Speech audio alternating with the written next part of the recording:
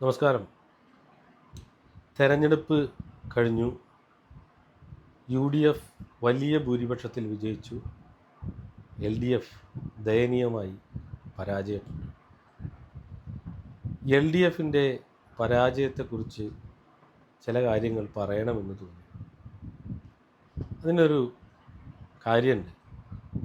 എന്തുകൊണ്ട് UDFിൻ്റെ വിജയത്തെക്കുറിച്ച് പറയാതെ LDFിൻ്റെ പരാജയത്തെക്കുറിച്ച് പറയുന്നു എന്നുള്ളത്. കാരണം കഴിഞ്ഞ ഒരുപാട് വർഷങ്ങളായി ഇടതുപക്ഷ രാഷ്ട്രീയത്തെ നോക്കിക്കാണുന്ന ഒരാളാണ് ഞാൻ. ഇടതുപക്ഷ രാഷ്ട്രീയത്തിൽ കമ്മ്യൂണിസ്റ്റ് പാർട്ടിയിൽ പ്രവർത്തിച്ച CPMൽ വളരെ സജീവമായി പ്രവർത്തിച്ച ഒരാളാണ് ഞാൻ. 21-22 വയസ്സിലാണ് ഞാൻ കമ്മ്യൂണിസ്റ്റ് പാർട്ടിയുടെ മെമ്പർഷിപ്പിലേക്ക് വരുന്നത്. എന്നാൽ പിന്നീട് പല കാരണങ്ങൾ കൊണ്ടും, അതൊട്ടും വ്യക്തിപരമായിരുന്നില്ല, എനിക്ക് വ്യക്തിപരമായിട്ടുള്ള യാതൊരു തരത്തിലുള്ള അവഗണനകളോ പ്രശ്നങ്ങളോ പാർട്ടിയിൽ നിന്ന് നേരിട്ടിരുന്നില്ല. എന്നിട്ടും പാർട്ടിയുടെ നിലപാടുകളിൽ അന്നത്തെ പാർട്ടി എടുത്തിരുന്ന, അന്നു മുതൽ എടുത്തുകൊണ്ടിരിക്കുന്ന സമീപനങ്ങളിലൊക്കെ വിയോജിപ്പ് പറയുകയും അതൊരിക്കലും സമീപകാലത്തൊന്നും തിരുത്താൻ പോകുന്നില്ല എന്ന് മനസ്സിലാക്കിയതുകൊണ്ട് പാർട്ടി വിട്ട് ഇറങ്ങിപ്പോകുന്ന ഒരാളാണ്. അതുകൊണ്ട് തന്നെ എന്നെപ്പോലെ ഒരാളുടെ അഭിപ്രായം ആർക്കെങ്കിലും കേൾക്കണമെന്നുണ്ടെങ്കിൽ, പാർട്ടിക്കുള്ളിലും പാർട്ടിക്ക് പുറത്തും ഉണ്ടെങ്കിൽ, ഇങ്ങനെയും ഒരഭിപ്രായം പറയുന്നുണ്ട്, പരിശോധിച്ച് കളയാം എന്ന് ആർക്കെങ്കിലും തോന്നുന്നുണ്ടെങ്കിൽ തോന്നിക്കോട്ടെ. അല്ലെങ്കിൽ കുറച്ച് ഡാറ്റ തീരും, എൻ്റെ സമയം ഇങ്ങനെ പോവും എന്നുള്ളത് മാത്രമേ ഇതുകൊണ്ടുള്ളൂ. ഇതുകൊണ്ടൊന്നും ഒരു വലിയ മാറ്റമുണ്ടാകുമെന്നോ ഒന്നൊന്നും ഞാൻ പ്രതീക്ഷിച്ചിട്ടല്ല. എങ്കിലും ഇങ്ങനെയെങ്കിലും പറയണ്ടേ, പ്രത്യേകിച്ചിട്ട് ഈ ഒരവസരത്തിൽ. സത്യത്തിൽ പാർട്ടിയുടെ ഈ പരാജയം കുറേ മുമ്പ് തന്നെ മുൻകൂട്ടി കണ്ട പല ആളുകളിൽ ഒരാളാണ് ഞാൻ.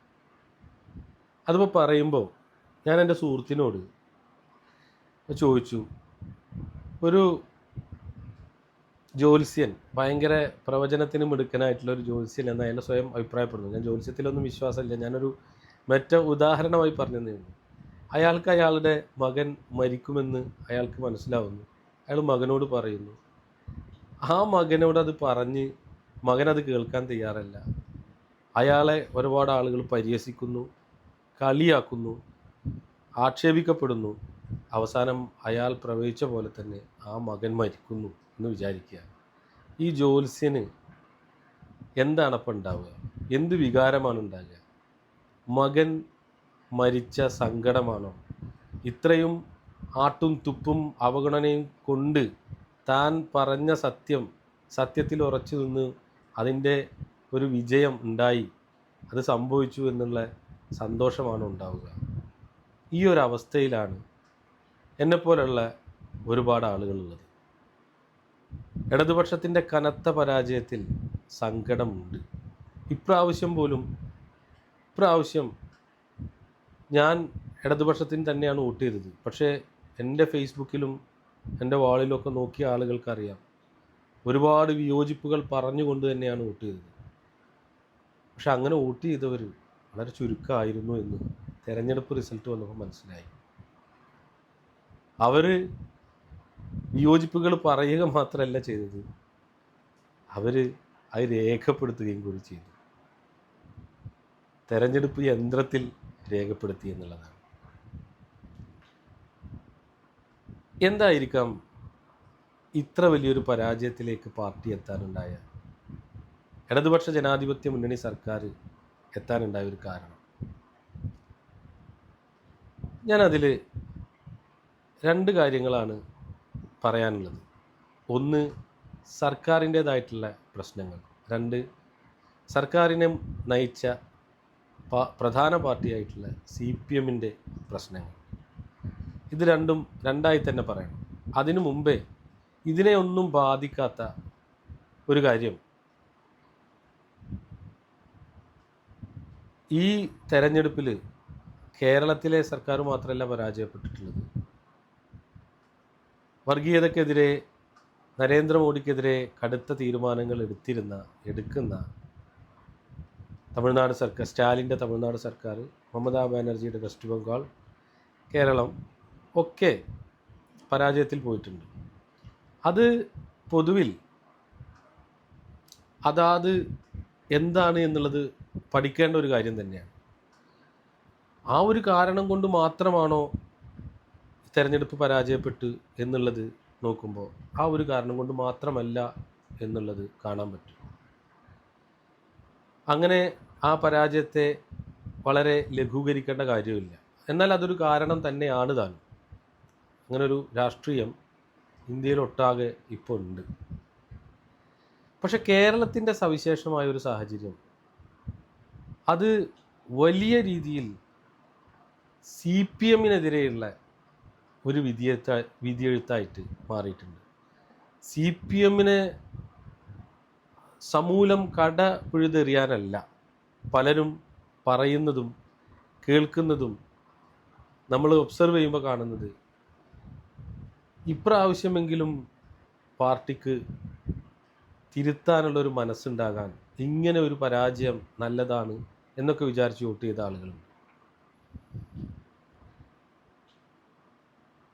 ഒന്നാം പിണറായി സർക്കാരിനെ കുറിച്ച് വിലയിരുത്തുമ്പോൾ എല്ലാവരും വളരെ മഹത്തരമായ സർക്കാർ എന്നൊക്കെ പറയുമെങ്കിലും അതിലും എന്നെ സംബന്ധിച്ച് ഒരുപാട് പ്രശ്നങ്ങളെ കാണാൻ കഴിയുമായിരുന്നു. നോക്കിക്കഴിഞ്ഞാൽ നമുക്കെല്ലാവർക്കും കാണാൻ കഴിയും.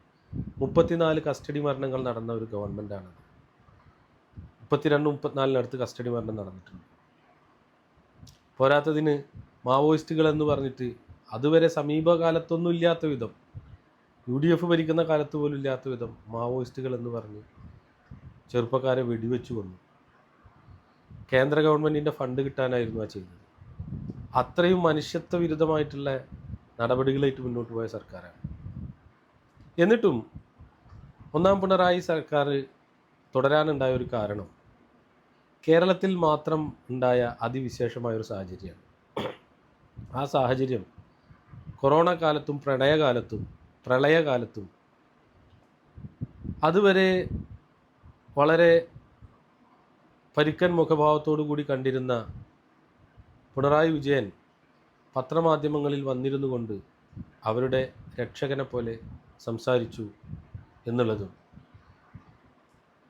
മലയാളി, നാം കേരളീയൻ എന്നുള്ള ഒരു ബോധം, ഒരു ഐക്യബോധം ഉണ്ടാക്കിയെടുക്കാൻ കഴിഞ്ഞു എന്നുള്ളതും ഒക്കെയായിരുന്നു.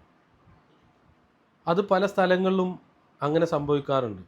പക്ഷെ അത് നിരന്തരമായി നിലനിൽക്കണമെന്നില്ല. അത്തരം ബോധം തന്നെയായിരുന്നു ജർമ്മനിയിൽ ഹിറ്റ്ലർ ഉണ്ടാക്കിയെടുത്തിട്ടും ഹിറ്റ്ലർ അധികാരത്തിലെത്താനൊരു കാരണം. ഞാൻ പിണറായി വിജയനെയും ഹിറ്റ്ലറിനെയും താരതമ്യം ചെയ്തു എന്ന് വിചാരിക്കേണ്ട. അങ്ങനെ ഒരു താരതമ്യമില്ല. ഹിറ്റ്ലർ തന്നെയാണ്. പക്ഷെ അത്രയും സ്വേച്ഛാധിപത്യപരമായ ഭരണം നടത്തിയിടങ്ങളിൽ പോലും അങ്ങനെ ഉണ്ടായിട്ടുണ്ട്. എന്തിന് നമ്മുടെ ഇന്ത്യയിൽ ഇപ്പോൾ നരേന്ദ്രമോദി അധികാരത്തിലിരിക്കുന്നത് ഏതെങ്കിലും ഭരണ നേട്ടങ്ങളോ സർക്കാരിൻ്റെ പ്രോഗ്രസ് കാർഡ് നോക്കിയോ ആണോ? അല്ല. അത് ഒരു ഹിന്ദു ദേശീയവാദം ഉണ്ടാക്കിയെടുത്തു എന്നുള്ളതും ആ ഹിന്ദു ദേശീയവാദത്തിനോട് ചേർന്ന് നിൽക്കുന്ന ആളുകളുടെയൊക്കെ വോട്ടുകൾ മറ്റെന്ത് പ്രശ്നങ്ങളെയും വിസ്മരിച്ചുകൊണ്ട് ഇതിലേക്ക് പോകാവുന്ന ഒരു സമീപനം ഉണ്ടായി എന്നുള്ളതാണ്. അങ്ങനെ ഒന്നാം പിണറായി സർക്കാരിൽ അന്ന് നമ്മൾ ഒരുമിച്ച് അനുഭവിച്ച വിഷയത്തിൽ ആ ബോധം തുണയായി എന്നുള്ളത് കൊണ്ട് തന്നെ അത് സർക്കാരിനും നേട്ടമായിട്ടുണ്ട്. പക്ഷെ ആ സർക്കാരിലും പ്രശ്നങ്ങളുണ്ടായിരുന്നു. എന്നാൽ രണ്ടാം പിണറായി സർക്കാർ എന്താ ഉണ്ടായത് വെച്ചാൽ, ഇതിനെ ഒരു സൗകര്യമാക്കിയെടുത്തുകൊണ്ട് സമ്പൂർണ്ണ പിണറായി ആധിപത്യത്തിലേക്ക് കേരള സർക്കാരിനെയും പാർട്ടി എത്രയോ മുമ്പ് ആക്കിയിരുന്നു, കൊണ്ടുപോയി എന്നുള്ളതാണ്.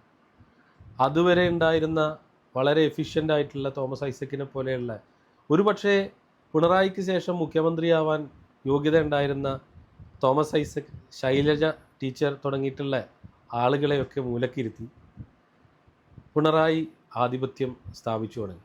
അപ്പോൾ അന്ന് അതിനെ പറയുന്ന സമയത്ത് ഈ സൂക്കേട് മനസ്സിലാക്കി ചൂണ്ടിക്കാണിച്ചിരുന്ന മനുഷ്യരെ കൊഞ്ഞനം കുത്തുന്ന പരിപാടിയായിരുന്നു പാർട്ടിക്ക് ഉള്ളിലുള്ള ആളുകൾ, പാർട്ടി വിശ്വാസികളൊക്കെ ചെയ്തു പോന്നിരുന്നത്. പിന്നീട് സംഭവിച്ചത്, ആരും ചോദ്യം ചെയ്യപ്പെടാത്ത, ഒരാളും ചോദ്യം ചെയ്യപ്പെടാത്ത ഒരാളായി പാർട്ടിക്കുള്ളിലും സർക്കാരിനുള്ളിലും പിണറായി വിജയൻ വളരുകയാണ്. അതിൻ്റെ ഭാഗമായിട്ട് പല വിമർശനങ്ങളെയും നെഗ്ലക്റ്റ് ചെയ്തു. ആളുകളുടെ വിമർശനങ്ങളെ ചെവി കൊള്ളാൻ തയ്യാറായില്ല. കേരള സംസ്ഥാനത്തിൻ്റെ ഭരണ നേട്ടങ്ങളെ വെച്ച് പറയുകയാണെങ്കിൽ, പ്രോഗ്രസ് കാർഡ് നോക്കുകയാണെങ്കിൽ, ഈ അടുത്തിടെ കണ്ടിട്ടുള്ള സർക്കാരുകളിൽ ഒരുപാട് ഭരണ നേട്ടങ്ങൾ ഉണ്ടാക്കിയുള്ള സർക്കാർ തന്നെയാണ്, അതിൽ സംശയമൊന്നുമില്ല. ഇൻഫ്രാസ്ട്രക്ചർ ഡെവലപ്മെൻറ്റ്, വിദ്യാഭ്യാസം, ആരോഗ്യം, സാമൂഹ്യനീതി. പക്ഷേ അതിന് പിണറായി സർക്കാർ മാത്രമാണ് കാരണമെന്നും കണ്ടുകൂടാ. കാരണം കഴിഞ്ഞ 10 വർഷം കൊണ്ട് കേരളം ആർജിച്ചെടുത്തിട്ടുള്ള ഒരാഗോള അനുഭവമുണ്ട്. സാമൂഹ്യ മാധ്യമങ്ങൾ, വിവരസാങ്കേതിക വിദ്യ, ടെക്നോളജിയുടെ വികാസം, ഇതൊക്കെ ആയിട്ട് മലയാളി ഒരു ആഗോള പൗരനായി വളർന്നിട്ടുണ്ട്. അത് പിണറായി സർക്കാരിൻ്റെ മാത്രം മഹത്വം അല്ല. പൊതുവെ മറ്റ് സംസ്ഥാനങ്ങളിൽ നിന്ന് വിഭിന്നമായി കേരളത്തിൽ അതിന് പ്രാമുഖ്യം കൊടുക്കുന്ന ഒരു ജനത ഉണ്ടായിരുന്നു. അതിന് കാലാകാലം വന്നിട്ടുള്ള ഇടതുപക്ഷ സർക്കാരുകൾ വലിയ പങ്ക് വഹിച്ചിട്ടുണ്ട് അങ്ങനത്തെ ഒരു ജനതയെ ഉണ്ടാക്കാൻ എന്നുള്ളത് യാതൊരു സംശയമില്ലാതെ പറയാം. അതുകൂടിയായിരുന്നു. എന്തായാലും 10 വർഷത്തെ പ്രോഗ്രസ് കാർഡ് നോക്കിയാൽ ഇന്ത്യയിലെ മറ്റ് സംസ്ഥാനങ്ങളിൽ നിന്ന് വ്യത്യസ്തമായി തന്നെ വലിയ മികച്ച നേട്ടം പല മേഖലകളിലും കൈവരിക്കാനായിട്ടുള്ള ഒരു സർക്കാരാണ് ഇത്. എന്നിട്ടും എന്താണ് ഇപ്രാവശ്യം പരാജയപ്പെട്ടത്? അത് പരിശോധിക്കുമ്പോൾ കുറച്ച് കാലം മുമ്പ് ഉള്ള കാര്യങ്ങൾ വരെ പറയേണ്ടി വരും. ഇങ്ങനെ ഒരവസ്ഥ വരുമെന്ന് മനസ്സിലാക്കിയ കുറേ ആളുകൾ ഇത് ചൂണ്ടിക്കാണിച്ചിരുന്നു. അപ്പോൾ നേരത്തെ പറഞ്ഞതുപോലെ അവരെ അധിക്ഷേപിക്കുകയും സൈബർ അറ്റാക്കിങ്ങും സൈബർ ബുള്ളിങ്ങും നടത്തുകയായിരുന്നു ചെയ്തുകൊണ്ടിരുന്നത്. ഫേസ്ബുക്കാണ് കൂടുതൽ ഉപയോഗിക്കുന്നത്, ഇൻസ്റ്റഗ്രാം ഉപയോഗിക്കുന്ന ആളുകൾ, പറഞ്ഞത് ഇൻസ്റ്റഗ്രാം ചെറുപ്പക്കാർ ഉപയോഗിക്കുന്നു, രാഷ്ട്രീയം പറയുന്ന ആളുകൾ കൂടുതൽ ഉപയോഗിക്കുന്നത് ഫേസ്ബുക്കാണ്. സമൂഹത്തിൽ എത്ര ശതമാനം ആളുകൾ വരും? എത്ര ശതമാനം ആളുകൾ സ്മാർട്ട് ഫോൺ കൃത്യമായിട്ട് ഉപയോഗിക്കുന്നുണ്ട്? ആ വളരെ ന്യൂനപക്ഷത്തിൻ്റെ സ്തുതിപാഠകരുടെ അഭിപ്രായം കേൾക്കാൻ പോയി എന്നുള്ളതാണ് ആദ്യത്തെ കാര്യം. ശബരിമല വിഷയത്തിൽ പാർട്ടിക്ക് സംഭവിച്ചത് അതാണ്. ശബരിമല വിഷയത്തിൽ ഒരു പൊതുവിടത്തിൽ കയറാനൊന്നല്ലല്ലോ, അനുമതിയൊന്നല്ല, അതിനുള്ള പ്രവർത്തനമൊന്നല്ല ഉണ്ടായത്. ഞാൻ മനസ്സിലാക്കുന്നത് അന്ധവിശ്വാസം ഒന്നൊന്നുമില്ല, എല്ലാ വിശ്വാസങ്ങളും അന്ധമാണ്. അത്തരം ഒരു അന്ധവിശ്വാസത്തിലേക്ക് സ്ത്രീകളെ കൂടി വലിച്ചെടുക്കാൻ വേണ്ടിയിട്ട് ആണ് അന്ന് പാർട്ടി അവിടെ നിന്നത്. എന്തായാലും സുപ്രീം കോടതി വിധി വന്ന സ്ഥിതിക്ക് അങ്ങനെയെങ്കിലും പറയാം. പക്ഷേ അതിൽ ഇടപെട്ടതോടുകൂടി ശബരിമലയുമായി ഏറ്റവും ബന്ധപ്പെട്ട് നിന്നിരുന്ന ഈഴവ സമുദായത്തിൻ്റെ അതൃപ്തിയാണ് പാർട്ടിക്ക് നേരിടേണ്ടി വന്നത്. വേണ്ടത്ര വീണ്ടുവിചാരമില്ലാതെ ആ കാര്യത്തിൽ ഇടപെട്ടതുണ്ട്. ഇടപെട്ടത് ആരുടെ വാക്ക് കേട്ടിട്ടാണ്? ഇവിടെ പുരോഗമനകാരികൾ എന്ന് പറയുന്ന വളരെ നാമമാത്രമായിട്ടുള്ള ചില ആളുകൾ സമൂഹത്തിൻ്റെ മുന്നോട്ടുള്ള പോക്കിൽ ഇത് ഇപ്പം നടക്കുന്ന ചില കാര്യങ്ങളെ കാണുക എന്നല്ലാതെ ഒരു വീക്ഷണത്തോട് കൂടിയിട്ട് കാര്യങ്ങളൊന്നും കാണാതെ വളരെ ക്ഷിപ്ര പ്രതികരണമായിട്ടുള്ള ചില ആളുകളുടെ വാക്കുകളൊക്കെ കേട്ട് ഈ കേരളം മൊത്തം പുരോഗമനവാദികളാണെന്ന് ധരിച്ചു വശമായിട്ടാണ് പാർട്ടി ആ ഒരു തീരുമാനം എടുത്തതെന്നാണ് ഞാൻ മനസ്സിലാക്കുന്നത്. അല്ലെങ്കിൽ പിന്നീട് ആ നിലപാടിൽ ഇന്ന് പിന്നോട്ട് പോരില്ലല്ലോ പാർട്ടി. അപ്പോൾ അതിൽ നിന്ന് പിന്നോട്ട് പോരാൻ കാരണം വോട്ടേഴ്സിൻ്റെ മൊത്തത്തിലുള്ള താല്പര്യം ഇങ്ങനെയാണ് എന്ന് മനസ്സിലാക്കിക്കൊണ്ടതാണ്.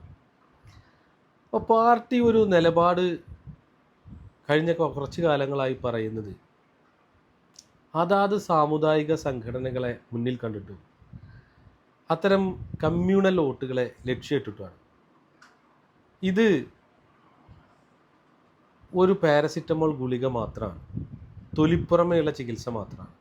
താൽക്കാലികം ചില നേട്ടങ്ങൾ ഉണ്ടാക്കുമെങ്കിലും ദീർഘമായിട്ടുള്ള കാര്യം നോക്കിയാൽ ഇതൊന്നും വിജയിക്കാത്തൊരവസ്ഥയിലേക്ക് അതിനേക്കാൾ വലിയ വിഷം ഉള്ള ആളുകൾ ആ സ്പേസിലേക്ക് വരികയും ചെയ്യും എന്നുള്ളതാണ് ചരിത്രം തെളിയിച്ചിട്ടുള്ളത്. കാലാകാലങ്ങളായി ന്യൂനപക്ഷ ഭൂരിപക്ഷ പ്രീണനം നടത്തിയിട്ടുള്ള പാർട്ടി തന്നെയാണ് കോൺഗ്രസ് പാർട്ടി. അതുതന്നെയായിരുന്നു ആ പാർട്ടിയുടെ പതനത്തിന് കാരണം. അവസാനം ഭൂരിപക്ഷ വർഗീയത ഏറ്റവും കൂടുതൽ പറയുന്ന BJPയെ ഇന്ത്യയിലെ ഈ ഹിന്ദുത്വവാദികൾ ഏറ്റെടുത്തു എന്നുള്ളതാണ്. ഇത് തന്നെയാണ് എല്ലായിടത്തും സംഭവിക്കാൻ പോകുന്നത്. എന്താണ് ഇതിനൊക്കെ കാരണം? ഒരു വിഷയം വരുന്ന സമയത്ത് അതെങ്ങനെ ഹാൻഡിൽ ചെയ്യണം എന്ന് എന്താണ് പാർട്ടിക്ക്, അല്ലെങ്കിൽ ഹാൻഡിൽ ചെയ്യുന്നതൊക്കെ പഴക്കുന്നതിൻ്റെ ഒരു കാരണമെന്താണ്? അതിൻ്റെ ഒരു കാരണം ഇന്നും ഇന്നലെയും തുടങ്ങിയതല്ല. പാർട്ടി, കമ്മ്യൂണിസ്റ്റ് പാർട്ടിയുടെ ഒരു സ്ട്രക്ചർ അതിനുണ്ടായിരുന്നു. ആ സ്ട്രക്ചർ ബ്രാഞ്ച് തലം മുതലുള്ള ആളുകളിൽ നിന്ന്, അവിടുത്തെ സാധാരണ മനുഷ്യരിൽ നിന്ന് അഭിപ്രായങ്ങൾ കേട്ട ശേഷം അതിനെ സമാഹരിച്ചുകൊണ്ട് ചർച്ച ചെയ്ത് കമ്മ്യൂണിസ്റ്റ് മാർക്സിസ്റ്റ് മൂല്യങ്ങൾക്ക് അധിഷ്ഠിതമായ രീതിയിൽ തീരുമാനങ്ങൾ എടുത്തിരുന്ന ഒരു രീതിയായിരുന്നു കമ്മ്യൂണിസ്റ്റ് പാർട്ടികൾ പിന്തുടർന്നിരുന്നത്. അല്ലാതെ തെരഞ്ഞെടുപ്പിൽ ഉള്ള താൽക്കാലിക ജയം മാത്രം മുൻനിർത്തിക്കൊണ്ടുള്ള നയങ്ങളായിരുന്നില്ല. അത്തരം ചില സമീപനങ്ങളൊക്കെ എടുത്തിട്ടുണ്ടെങ്കിൽ കൂടി അതിന് കൃത്യമായിട്ടുള്ള യുക്തിപരമായിട്ടുള്ള കാരണങ്ങളുണ്ടാകും. എന്നാൽ അത്തരത്തിൽ തീരുമാനങ്ങൾ എടുക്കാനും അത്തരത്തിൽ വിലയിരുത്തലുകൾ നടത്താനുമുള്ള ആളുകൾ ഇന്ന് ആ പാർട്ടിയിലില്ല എന്നുള്ളതാണ് ഒരു സത്യം. അതിൻ്റെ കാരണം കഴിഞ്ഞ കുറച്ച് കാലങ്ങളായിട്ടുണ്ടായിരുന്ന ഈ വ്യക്തി കേന്ദ്രീകൃത രാഷ്ട്രീയ പ്രവർത്തനമാണ്. ഞാൻ പാർട്ടി വിടുന്നത് ഇത്തരം കുറേ സമീപനങ്ങളോട് അമർഷം കൊണ്ടും, എന്നാൽ വളരെ പെട്ടെന്ന് അങ്ങനെ ഒരു തീരുമാനം എടുക്കാനുണ്ടായ കാരണം TP ചന്ദ്രശേഖരൻ്റെ കൊലയുമാണ്. പൊതുവെ ഇത്തരം പല സമീപനങ്ങളും പാർട്ടിക്കുള്ളിൽ ഒരു വിഷയം ഉണ്ടാകുന്ന സമയത്ത് സത്യസന്ധമായ തീരുമാനം, സത്യം പറയുന്നവരെ, സത്യത്തിൻ്റെ കൂടെ നിൽക്കുന്ന ആളുകളെ പിന്താങ്ങുന്നതിന് പകരം കൂടുതൽ ആൾബലവും വോട്ടും സ്വാധീനവും കിട്ടുന്നത് എവിടെയാണോ അത്തരം ആളുകളെ പിന്തുണക്കുന്ന ഒരു രീതി, അതൊരു കമ്മ്യൂണിസ്റ്റ് രീതിയല്ല, അതൊരു വലതുപക്ഷ പാർട്ടിയുടെ ഒരു രീതിയാണ്. ആ രീതിയിലേക്ക് പാർട്ടി വരുന്നതൊക്കെ കണ്ടു തന്നെയാണ് വിയോജിപ്പായി നിൽക്കുന്ന സമയത്താണ് TPയുടെ കൊലപാതകം ഉണ്ടാകുന്നത്. ഇന്നലെ മെയ് 4 ഇതുപോലെ വോട്ടെണ്ണിയ ഇതുപോലെ ഒരു മെയ് 4-നാണ് 10-13 വർഷങ്ങൾക്ക് മുമ്പ് TP ചന്ദ്രശേഖരൻ അതിദാരുണമായി കൊല്ലപ്പെടുന്നത്. എന്തായിരുന്നു TP കൊല ചെയ്യപ്പെടാനുണ്ടായ കാരണം? അതിൻ്റെ ഒരു കാരണം അവിടെ കമ്മ്യൂണിസ്റ്റ് പാർട്ടിക്ക് ദോഷകരമാകുന്ന തരത്തിൽ ജനതാ പാർട്ടിയുമായിട്ട് ബന്ധമുണ്ടായി. അതിനെ ഇവർ വിമർശിച്ചു, പാർട്ടിയിൽ നിന്ന് പുറത്താക്കി. അപ്പോൾ അവരുടെ സ്വതന്ത്രമായിട്ടുള്ളൊരു രാഷ്ട്രീയം അവർ തുടങ്ങി. അതായിരുന്നു അവിടുത്തെ ഒരു കാരണം. അങ്ങനെ ഇപ്പോൾ CPM പറയുന്നുണ്ട് ഞങ്ങളതിൽ പങ്കാളികളല്ല എന്നൊക്കെ പറയുന്നുണ്ട്. പക്ഷെ പിന്നീട് അതിൽ പ്രതി ചേർക്കപ്പെട്ടവരെ പലരെയും ജയിലിൽ പോയി കണ്ടും പിന്തുണക്കുന്ന ഒരു നിലപാടൊക്കെയാണ് കണ്ടത്. ഇതൊക്കെ മനുഷ്യർ കാണുന്നുണ്ടല്ലോ. പോട്ടെ, അതും ആ ഒരു വിഷയത്തിലാണ് വളരെ പെട്ടെന്ന് തന്നെ അങ്ങനെ ഒരു തീരുമാനം എടുക്കുന്നതും പിന്നീട് അത്തരം ആളുകൾ പാർട്ടിയുടെ നയ നിലപാടുകളിൽ ഉള്ള വ്യതിയാനം മൂലം പുറത്തു വന്ന ആളുകളുടെ കൂടെ ഭാഗമാകുന്നതും. RMP എന്നുള്ള ഒരു പാർട്ടി സംസ്ഥാനത്തിലൊട്ടാകെ ഉള്ളൊരു പാർട്ടിയായിട്ട് രൂപീകരിക്കുന്നതിൻ്റെ ഭാഗമായി ചേരുന്നതും. പക്ഷെ പിന്നീട് അന്ധമായിട്ടുള്ള പിണറായി വിരോധവും CPM-നോടുള്ള വിരോധവും അല്ലാതെ മറ്റൊരു നയപരിപാടികളും രാഷ്ട്രീയമൊന്നും ആ പാർട്ടിക്കില്ല എന്ന് തോന്നിയതിൻ്റെ അടിസ്ഥാനത്തിലാണ് ആ പാർട്ടിയിൽ നിന്ന് പതുക്കെ നിശബ്ദനായി ഇതുവരെ തുടർന്നത്.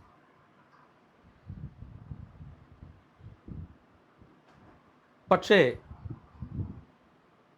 ആ ഒരു കാലഘട്ടത്തിൻ്റെ മുന്നെയാണ് വെസ്റ്റ് ബംഗാളിലെ നാന്ദിഗ്രാം ഇഷ്യൂ ഒക്കെ ഉണ്ടാകുന്നത്. വെസ്റ്റ് ബംഗാളിലെ നാന്ദിഗ്രാം ഇഷ്യൂ വരുന്നു. പാർട്ടിക്ക് അവിടുത്തെ ജനങ്ങളുടെ വികാരം മനസ്സിലാക്കാൻ പറ്റിയില്ല.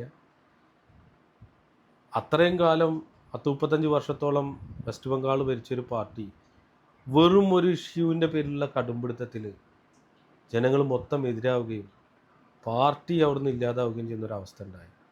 അതിൻ്റെ തുടർച്ച ത്രിപുരയിൽ സംഭവിച്ചു. ഇപ്പോൾ അവസാനമായി കേരളത്തിലും സംഭവിച്ചു.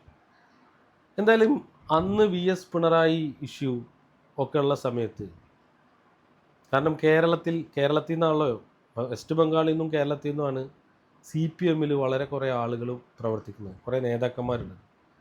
അപ്പോൾ 2 പോളിറ്റ് ബ്യൂറോ മെമ്പർമാർ, കമ്മ്യൂണിസ്റ്റ് പാർട്ടിയുടെ ഏറ്റവും റിഫൈൻഡ് ആയിട്ട് ഉള്ള നേതൃത്വം എന്ന് പറയുന്നത് പോളിറ്റ് ബ്യൂറോ ആണ്.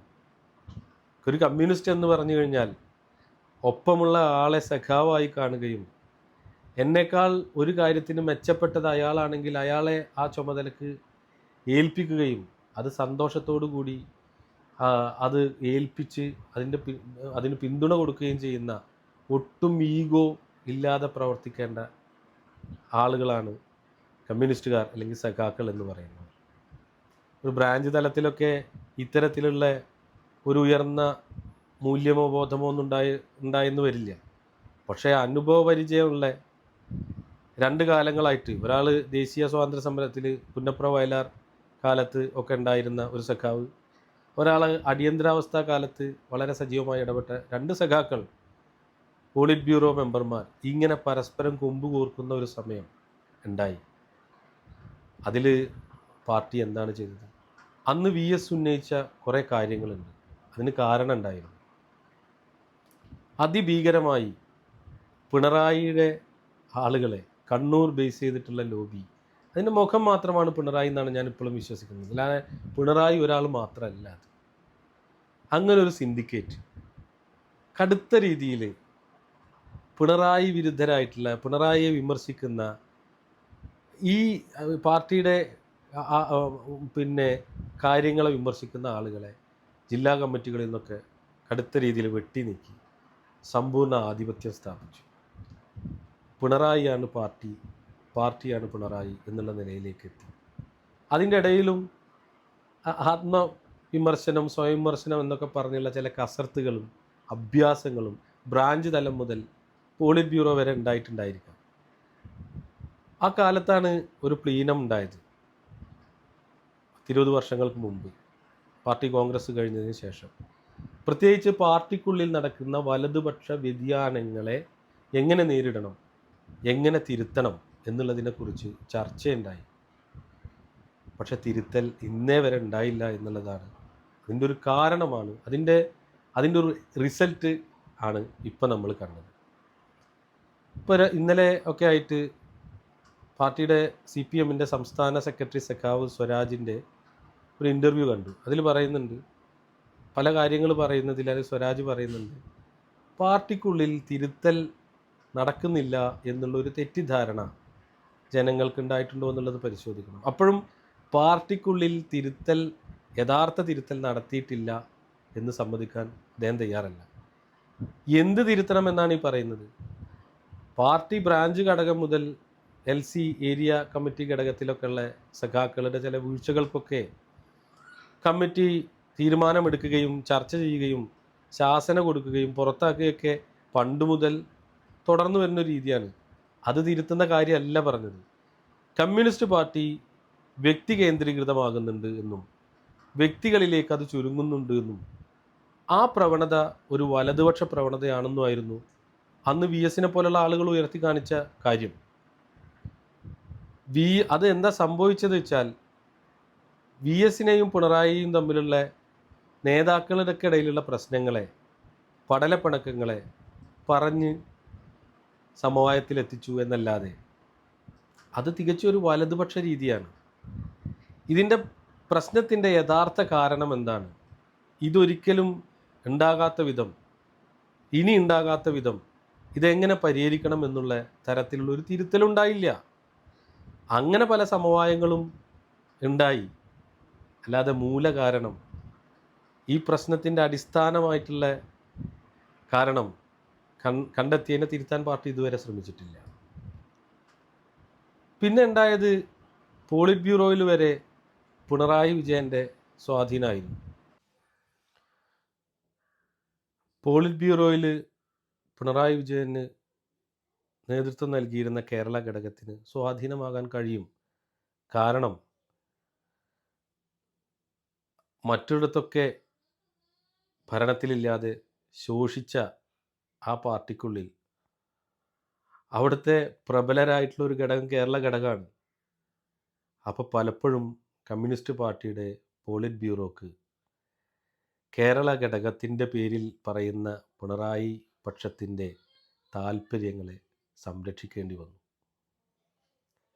അത് ഭരണ തുടർച്ചയുടെ കാര്യത്തിലും സെക്കൻഡ് ടേം നിശ്ചയിക്കുന്ന കാര്യത്തിലും ഇപ്പം മൂന്നാമത് പിണറായി വിജയനെ തന്നെ മുൻനിർത്തി തെരഞ്ഞെടുപ്പ് നയിക്കുന്ന കാര്യത്തിലൊക്കെ അങ്ങനെ തന്നെയാണ് സംഭവിച്ചത്. പാർട്ടിക്കുള്ളിൽ നിസ്വാർത്ഥമായി ആത്മാർത്ഥമായി പ്രവർത്തിക്കുന്ന ആളുകളൊക്കെ നിശബ്ദരായി. അവർക്കൊക്കെ എതിരഭിപ്രായങ്ങളുണ്ടായിരുന്നു. പലരും അവർ ജനിച്ച കാലം തൊട്ട് കാണുന്ന ചെങ്കൊടി ഇനി വയ്യ എന്നുള്ള തരത്തിൽ, ഒരു കമ്മ്യൂണിസ്റ്റിന് അങ്ങനെയൊന്നുമില്ല. കാരണം എന്തെന്ന് വെച്ചാൽ അനീതിക്കെതിരെ പ്രതികരിക്കുക എന്നുള്ളൂ. അത് പാർട്ടി അനീതിക്കെതിരെ നിൽക്കുമ്പോൾ പാർട്ടിയെ തിരുത്തുക എന്നുള്ളത് ഒരു കമ്മ്യൂണിസ്റ്റിൻ്റെ ചുമതലയാണ്, അല്ലാതെ അനീതിയുടെ കൂടെ പോകാനല്ല വേണ്ടത്. എന്നിരുന്നാലും പല വൈകാരികമായിട്ടുള്ള ബന്ധങ്ങളും വെച്ച് മിണ്ടാതിരുന്നു, നിശബ്ദരായി പ്രതികരിച്ചിരുന്ന ആളുകളെ പുറത്താക്കി. എന്നിട്ട് പാർട്ടിയിൽ എത്തിയതോ മറ്റു പല കാരണങ്ങൾ കൊണ്ടും, അതായത് സാമ്പത്തികമായോ അല്ലെങ്കിൽ വലിയ കുടുംബ പശ്ചാത്തലം ഉണ്ടാവും, സ്വാധീനം ഉണ്ടാവും, കുറേ വോട്ടുകൾ അയാളെ ഇങ്ങോട്ട് കൊടുന്ന കുറേ വോട്ടുകൾ കിട്ടാൻ സാധ്യത ഉണ്ടാവും. അതുമാത്രം നോക്കി ആളുകളെ കൊണ്ടുവരികയും അങ്ങനെയൊക്കെ കൊണ്ടുവരാം. അങ്ങനെ പല താല്പര്യത്തിൽ തന്നെയാണ് ആളുകൾ വരിക. തൊഴിലാളികളൊന്നും ദാസ് ക്യാപിറ്റലും കമ്മ്യൂണിസ്റ്റ് മാനിഫെസ്റ്റോ ഒന്നും വായിച്ചിട്ട് അല്ല പാർട്ടിയിലേക്ക് വരിക. പക്ഷെ അവരെ പൊളിറ്റിക്കലൈസ് ചെയ്യുക എന്ന് പറഞ്ഞൊരു പരിപാടി പാർട്ടിക്കുള്ളിൽ ഉണ്ടായില്ല. തിരുത്തലുണ്ടായില്ല, വന്ന ആളുകളെ പൊളിറ്റിക്കലൈസ് ചെയ്തില്ല. തിരുത്തൽ ഉണ്ടാവാതിരിക്കാനുള്ള പ്രധാന കാരണം ഈ പറഞ്ഞ സ്ഥാപിത താല്പര്യമുള്ള ഒരു സിൻഡിക്കേറ്റ് പാർട്ടിയെ കയ്യിലെടുക്കുകയും അവരെ സംബന്ധിച്ചിട്ട് പിന്നെ അവർക്ക് വേണ്ടത് അവർ പറഞ്ഞാൽ കേൾക്കുന്ന കുറേ അടിമകളെയാണ്, അവർക്ക് അനുസരിച്ച് കാര്യങ്ങൾ നീക്കുന്ന ആളുകളെയാണ്. അതാണ് സംഭവിച്ചുകൊണ്ടിരുന്നത്. മൂന്നാം പിണറായി സർക്കാർ സത്യത്തിൽ ഈ സംസ്ഥാന സർക്കാർ അല്ലെങ്കിൽ ഇടതുപക്ഷ ജനാധിപത്യ മുന്നണി ഒരു തെരഞ്ഞെടുപ്പിൽ മത്സരിക്കുമ്പോൾ ആരാണ് പ്രചരണം നടത്തേണ്ടത്, ജനങ്ങളിലേക്ക് ഭരണ നേട്ടങ്ങൾ എത്തിക്കേണ്ടത്? അത് എത്തിക്കേണ്ടത് അവിടെയുള്ള സാധാരണ പ്രവർത്തകരാണ്, കമ്മ്യൂണിസ്റ്റ് പാർട്ടിയുടെ മെഷീനറിയാണ്. എന്നാൽ അതാണോ ഇവിടെ ചലിച്ചത്? PR ഏജൻസികളായിരുന്നില്ലേ? കഴിഞ്ഞ കുറേ കാലങ്ങളായി വലിയ തുക മുടക്കിയിട്ട് സർക്കാരിനു വേണ്ടി PR ഏജൻസികളായിരുന്നു പ്രചരണം നടത്തിയിരുന്നത്. അവർ സ്വാഭാവികമായിട്ട് ഒരു കോർപ്പറേറ്റ് രീതിയിലുള്ള PR പ്രവർത്തനം നടത്തി. ഒരാളെ ഹീറോ ആക്കി, അയാളെ ഇരട്ടച്ചങ്കനും ക്യാപ്റ്റനുമാക്കി, പത്രങ്ങളിലും ചാനലുകളിലൊക്കെ വേണ്ട തരത്തിൽ അവർ ഇടപെട്ടു. പക്ഷേ അത് കമ്മ്യൂണിസ്റ്റ് പാർട്ടിയുടെ രീതിയായിരുന്നില്ല. മോരും മുതിരയും ചേരില്ലല്ലോ. ഒരു കോർപ്പറേറ്റ് രീതി എങ്ങനെയാണ് ഒരു കമ്മ്യൂണിസ്റ്റ് രാഷ്ട്രീയം പറയുന്ന സ്ഥലത്ത് ചേരുക? അതുകൊണ്ട് തന്നെ ഇവിടുത്തെ അടിസ്ഥാന ജനവിഭാഗങ്ങളിൽ നിന്ന് അവരെയായിട്ട് കണക്ട് ചെയ്യാൻ പാർട്ടി പ്രവർത്തകരില്ലാതെ പോയി. അവർ കണക്ട് ചെയ്തിരുന്നു. LCയിലും ഏരിയയിലൊക്കെ കുറേ നേതാക്കന്മാരുണ്ട്. വെള്ളിയും ഇട്ട് നടക്കും. അവർക്ക് ഭൂമി തർക്കം, അതിര് തർക്കം, സ്വത്ത് തർക്കം, ഇങ്ങനെയുള്ള അന്നാട്ടിലെ ധനാട്യരും മധ്യവർഗക്കാരും ഒക്കെ ആയിട്ടുള്ള ആളുകളുടെ തർക്കങ്ങളിൽ ഇടപെടുക. ആ ഇടപെട്ടിട്ട് ഒരു തീർപ്പാക്കിയിട്ട് കമ്മീഷൻ വാങ്ങുക.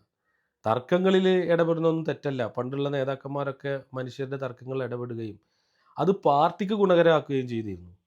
കാരണം നീതിയുടെ പക്ഷത്ത് നിന്ന് ഒരു തർക്കത്തിൽ ഇടപെട്ടുകൊണ്ട് നീതിയുടെ പക്ഷത്ത് നിന്നിട്ട് മധ്യസ്ഥം വഹിക്കുകയും അത് എൻ്റെ പാർട്ടി ഉള്ളത് കൊണ്ടാണ്, ഇങ്ങനൊരു പാർട്ടി എനിക്കതിന് ഇത് തന്നത് കൊണ്ടാണെന്ന് അവരെ ബോധ്യപ്പെടുത്തുകയും അവരെ കൂടുതൽ ഇടതുപക്ഷ രാഷ്ട്രീയത്തിലേക്ക് അടുപ്പിക്കുകയും ചെയ്തിരുന്ന നേതാക്കളുണ്ടായിരുന്നു.